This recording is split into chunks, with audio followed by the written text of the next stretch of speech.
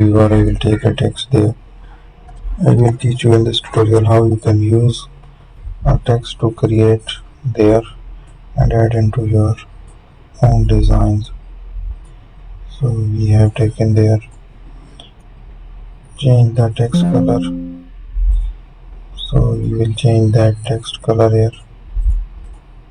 I will go with that blue color, then align it to the center. We will try to make it 3D. So let's wait for it.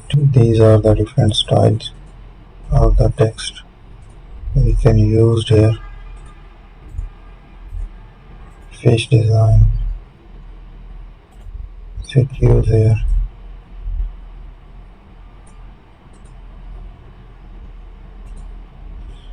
We will choose the shapes. Thank you for watching.